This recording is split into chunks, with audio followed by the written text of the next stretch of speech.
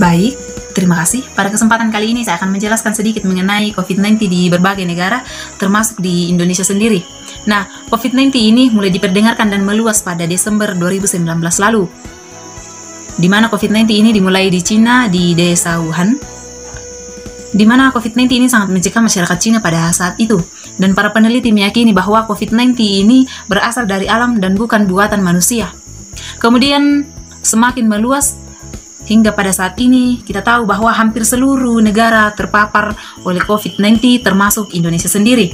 Maka berdasarkan berbagai sumber dari media sosial, kita tahu bahwa COVID-19 ini sangatlah berbahaya dan sangat mematikan. Nah teman-teman, berikut ini adalah akibat dari pandemi COVID-19. Adapun beberapa akibatnya, yang pertama adalah aktivitas sehari-hari kita terganggu. Yang kedua adalah perekonomian sangat merosot atau yang sering kita kenal sebagai inflasi. Yang ketiga adalah banyaknya pekerja yang di-PHK atau dipecat.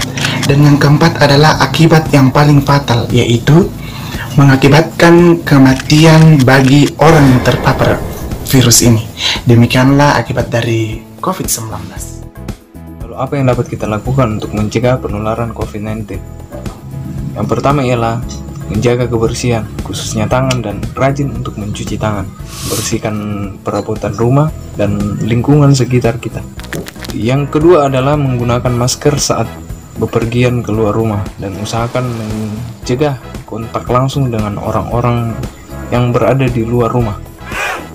Yang ketiga adalah menerapkan etika bersin, yaitu menutup mulut dan hidung dengan siku atau tisu. Yang keempat adalah menghindari keramaian, karena kita tidak tahu apakah orang-orang tersebut adalah orang yang terjangkit virus atau tidak.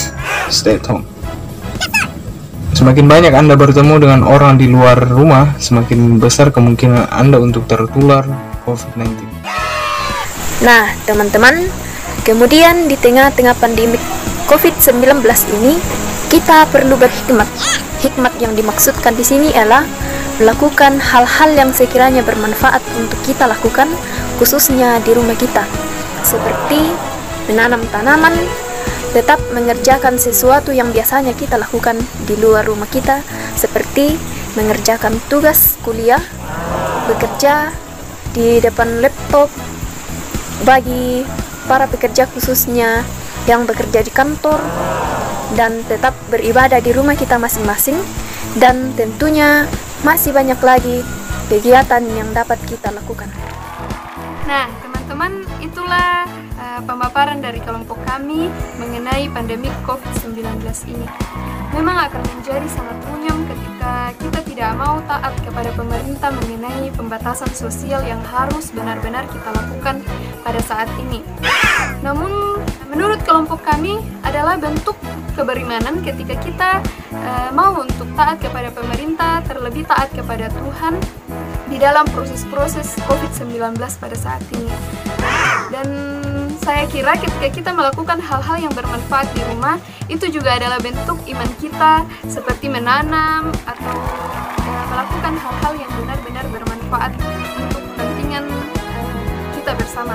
Dan yang kami mau tekankan adalah kita harus terus mendoakan negeri ini dan daerah ini agar terus dipulihkan hari lepas hari. Terima kasih. Stay home ya. Stay at home. Di